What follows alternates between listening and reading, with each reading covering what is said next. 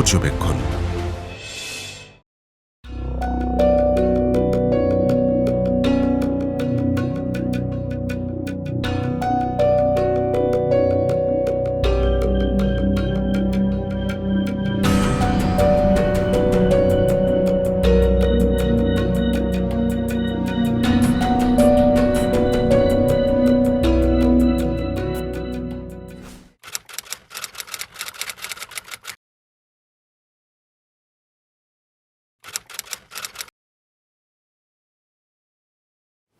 যে 5টি ব্যাংককে একীভূত করার কথা হচ্ছে সেটা তো এখনো শেষ হয়নি।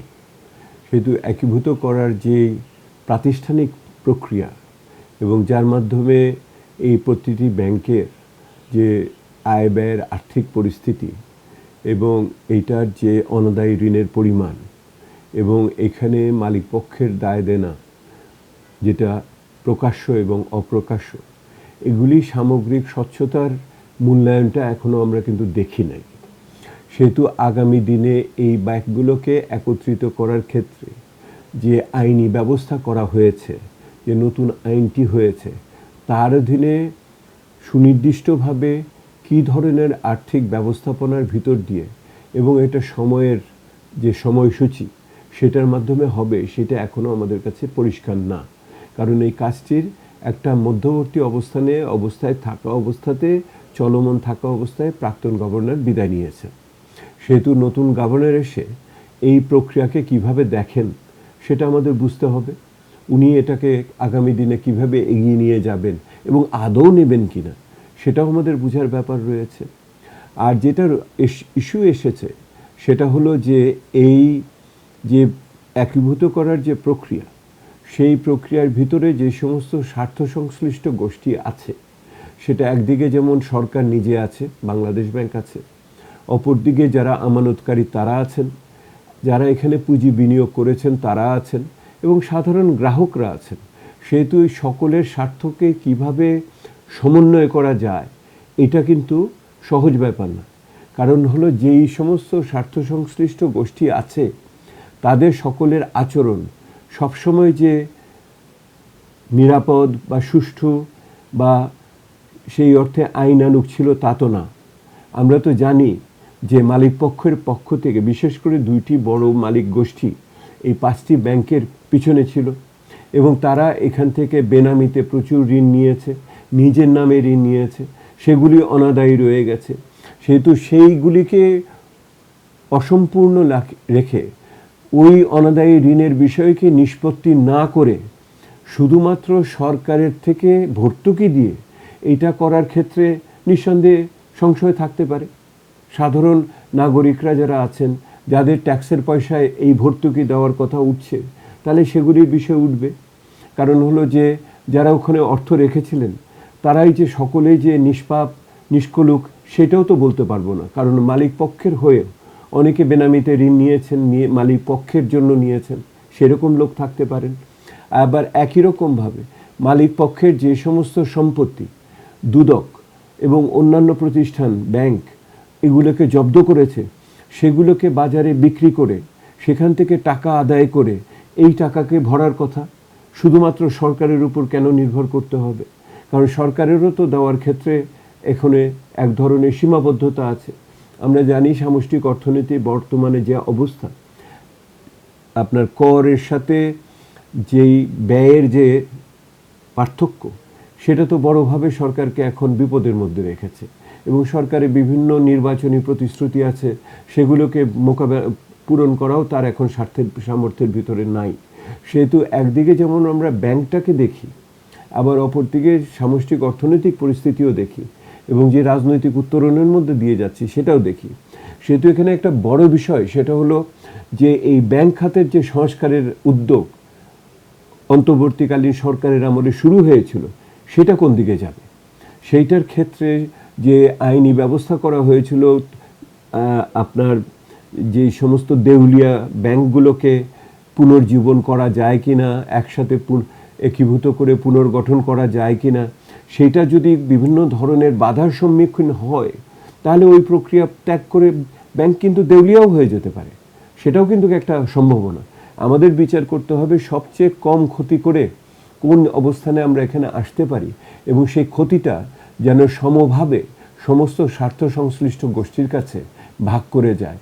শুধুমাত্র এক পক্ষকে খুশি করার জন্য, ধরুন যারা সামনে বা বেনামিতে মালিক আছে, আর যারা প্রকৃত গ্রাহক আছে এবং বেনামি গ্রাহক আছে, তাদের সকলের স্বার্থের সাথে বাংলাদেশের সাধারণ করদাতাদের স্বার্থকে মিলিয়ে দেখতে হবে।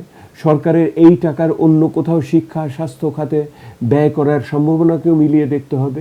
সেহেতু ব্যাপারটি একদিকে যেমন হলো ব্যাংকিং খাতের কারিগরি দিকের ব্যাপার রয়েছে, এটা প্রাতিষ্ঠানিক এবং আইনি দিক রয়েছে, কিন্তু এটার আবার একটা নৈতিক দিকও আছে। নৈতিক দিকের ভিত্তিতে অর্থনীতি কিভাবে পরিচালিত হবে তার সাথে মিলিয়ে আছে। এই জায়গাটাতে একটি রাজনৈতিক বক্তব্য এখন সরকারের কাছ থেকে আসতে হবে। নাহলে যদি একটা রাজনৈতিক বক্তব্য সরকারের পক্ষ থেকে না আসে, তাহলে এই ধরনের এই ঘটনাটিকে কেন্দ্র করে যে ধরনের সমস্যা আরও বাড়ানোর চেষ্টা হবে, কারণ অনেক স্বার্থ সংশ্লিষ্ট গোষ্ঠী আছে যারা এই পরিস্থিতিকে আরও বেশি জটিল করে তুলতে চায়, যাতে করে আর কোনো ব্যাংকের খাতের সংস্কারগুলো যেন না আগায়, আর যেন বেনামি ঋণগুলো যেন আহরণ করার ক্ষেত্রে চাপ সৃষ্টি না হয়। তাহলে ওই জায়গাটাতে একটি রাজনৈতিক বক্তব্য এখন অপরিহার্য হয়ে উঠেছে বলে আমি মনে করি। নতুন সরকার হয়েছে, নতুন মন্ত্রীরা এসছেন, তাদের কাছে এটা পরিষ্কার হতে হবে। নতুন বাংলাদেশ ব্যাংকের গভর্নরও এসছেন, তো উনি একদিকে বলেছেন যে এই প্রক্রিয়া অব্যাহত থাকবে, উনি বলেছেন, এটা খুব ভালো কথা, কিন্তু ওই প্রক্রিয়াকে কিভাবে ধাপে ধাপে এগিয়ে নিয়ে যাবেন এবং তার অর্থায়নের প্রক্রিয়াটা কি হবে, এবং বিশেষ করে নিরীহ এবং দোষ করেনি এমন গ্রহীতাদের বা ওখানে সঞ্চয়কারীদের বা পুঁজি বিনিয়োগকারীদের কিভাবে সুরক্ষা দেওয়া যাবে, এইটা আমাদের দেখার প্রয়োজন আছে। কিন্তু ওইটা করতে গিয়ে কিন্তু এই ব্যাংকগুলোকে আজকে যারা এই অবস্থায় নিয়ে এসছে, তাদের যেন আবার নতুন করে আমরা সুবিধা না দিই, এইটা মনে রাখতে হবে।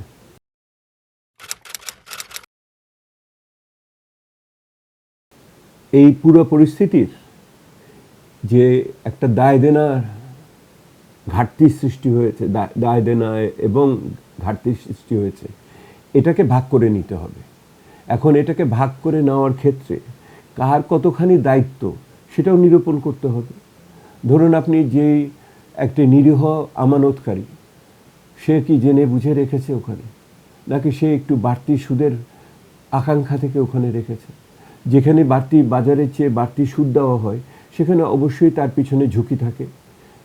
ওই যে বাড়তি সুদটা বেশি ঝুঁকির কারণে আপনাকে দেয়, তাহলে আপনি ঝুঁকি নিয়েছেন সুদ, বেশি সুদ পাওয়ার জন্য, তাহলে ঝুঁকিটার অংশটাও দায়িত্ব নিতে হবে একই রকমভাবে।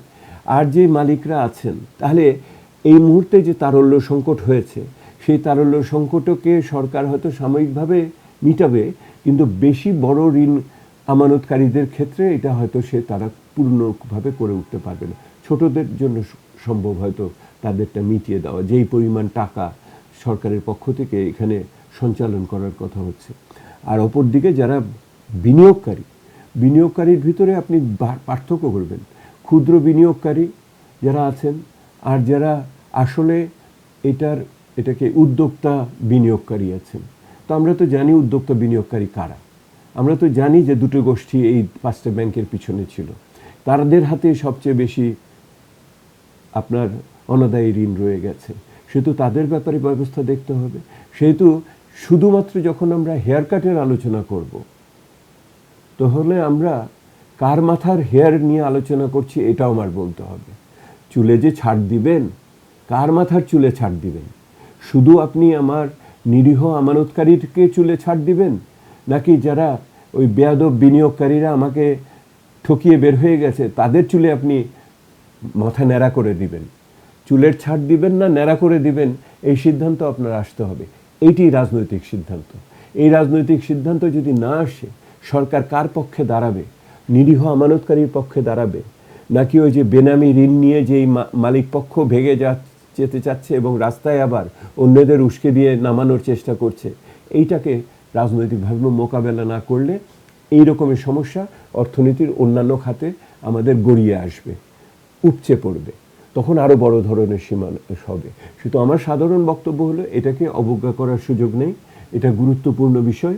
এবং এই গুরুত্বপূর্ণ বিষয়ে সব পক্ষের স্বার্থ রক্ষা করে একটি অর্থনৈতিকভাবে গ্রহণযোগ্য এবং রাজনৈতিকভাবে সমর্থনযোগ্য একটা সমাধানে আমাদের আসতে হবে। এটা দ্রুত করাটাই বাঞ্ছনীয়।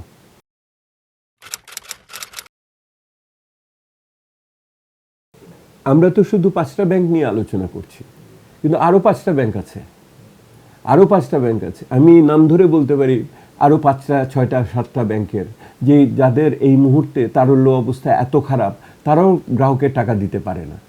সেহেতু আমরা এই 5টা ব্যাংককে একীভূত করে এক ধরনের সমাধান মনে করেছিলাম।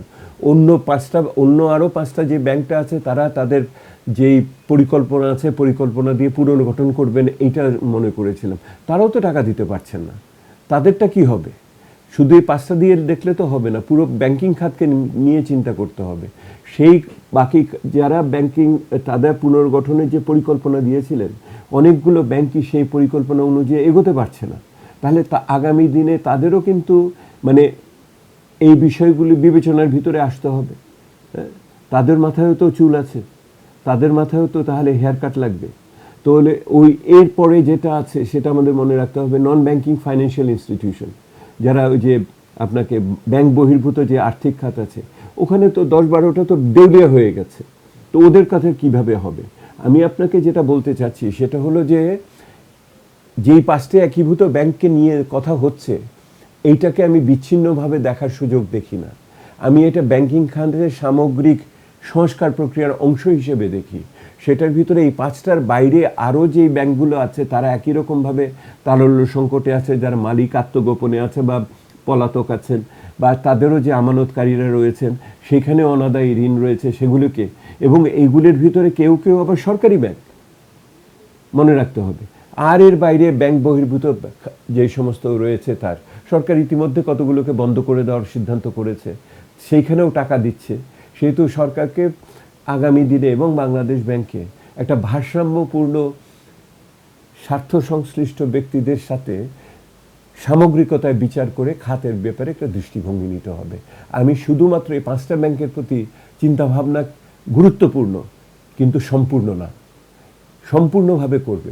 এবং সেই জন্যই আমি বারবার বলছি, এইটার ক্ষেত্রে একটা নীতি বিবৃতি দরকার সরকারের পক্ষ থেকে, যে সরকার আগামী দিনে এই দেউলিয়া ব্যাংকগুলো অথবা এই অকার্যকর ব্যাংকগুলো অথবা অনাদায়ী সুদে অনাদায়ী ঋণে ভারগ্রস্ত ব্যাংকগুলোর ক্ষেত্রে মধ্যমেয়াদী পরিকল্পনা কি। নতুন গভর্নর, নতুন অর্থমন্ত্রী, ওনাদের এই বক্তব্য আসাটা এখনই অত্যন্ত কাম্য।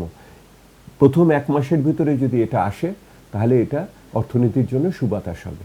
এই 5টা ব্যাংককে যদি খুবই দয়াশীলভাবে আমরা আর্থিক সুযোগ সুবিধা একটি নির্দিষ্ট মাত্রার পরে বেশি দেই, এবং তাদের অপকর্মের জন্য যদি তারা কোনো ধরনের দায়িত্ব না নেয়, তাহলে অবশ্যই অন্যান্য খারাপ ব্যাংকগুলো একই রকমভাবে উৎসাহিত হবে।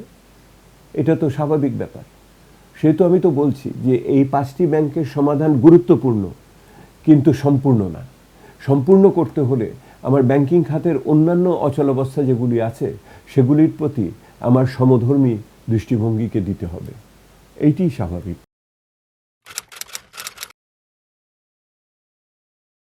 বাংলাদেশ ব্যাংকের পক্ষ থেকে স্বচ্ছভাবে তাদের মধ্যমেয়াদী পরিকল্পনা এই ব্যাংকগুলোকে নিয়ে এটাকে পরিষ্কার করতে হবে। এখন তো না ঘরকা না ঘাটকা অবস্থায় আছে, না ঘরকা না ঘাটকা অবস্থা থেকে বেরোতে হবে, এবং একই রকমভাবে সরকারের থেকে পরিষ্কারভাবে বলতে পারবে যে কতখানি আর্থিক সহযোগিতা তারা এখানে করতে পারবে।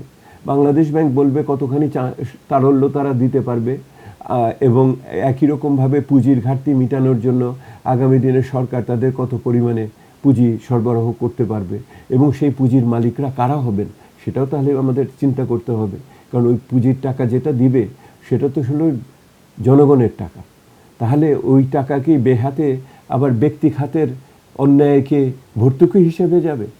এটার ফলে কি অন্য ব্যাংককে উৎসাহিত হবে যে তাহলে আমরাও এইভাবে করতে পারি, করলে পরে বোধহয় টাকা দিয়ে আমাদের উদ্ধার করে দিবে? কারণ সরকার তো জনগণকে ভয় পাবে। হ্যাঁ, আবার এখন তো দেশে যে মব সংস্কৃতিকে আমরা দাঁড় করিয়েছি, তার সাথে যদি অর্থনীতিকে জোড়াই, তাহলে তো আরেক পরিস্থিতি।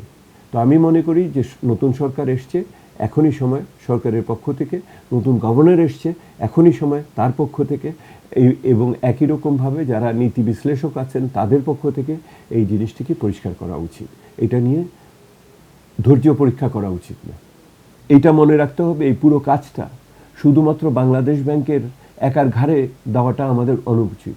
যে ব্যাংকগুলো এই বড় বড় অনাদায়ী ঋণ খেলাপিদের আপনার সম্পত্তি ক্রোক করেছে, দুদক ক্রোক করেছে, বিদেশে তারা টাকা পাচার করেছে, সেই টাকা ফিরিয়ে আনে এখানে আমার পূরণ করা দরকার। ওই সম্পত্তিগুলো এতক্ষণও কেন বিক্রি হচ্ছে না, সেই বিক্রির টাকা কেন এখানে আসছে না, এটা তো আমাদের কাছে প্রশ্ন রয়ে গেছে।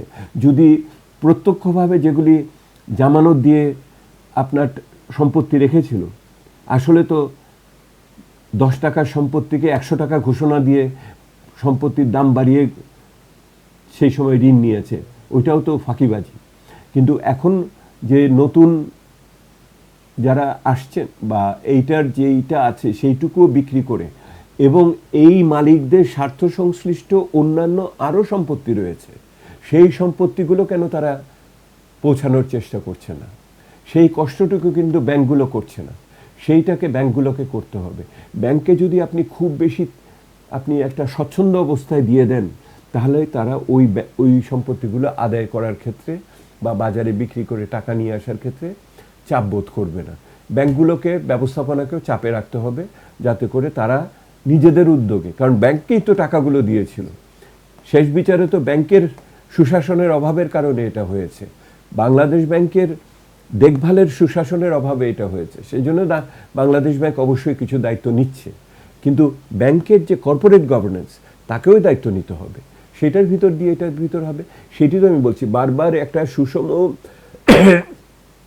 মধ্যমেয়াদী ব্যবস্থাপনা এই 5টে ব্যাংক এবং বাদবাকি ব্যাংক এবং ব্যাংক বহির্ভূত প্রতিষ্ঠানগুলো সম্বন্ধে সরকারের পক্ষ থেকে একটি নীতি বিবৃতি আসা এখন অত্যন্ত গুরুত্বপূর্ণ।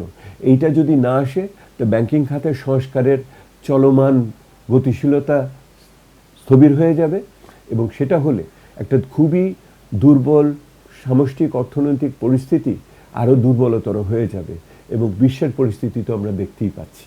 সেহেতু যদি সুদের হার বাড়ে, যদি এদিকে টাকার মূল্যমান কমে, যদি একই রকমভাবে মূল্যস্ফীতি বাড়তে থাকে, এবং এই রকম একটা পরিস্থিতিতে যদি বিনিয়োগ কর্মসংস্থান না হয়, তাহলে নিঃসন্দেহে এটা খুব বেশি আকর্ষণীয় পরিস্থিতি হবে না প্রথম বর্ষে একটি নতুন রাজনৈতিক সরকারের।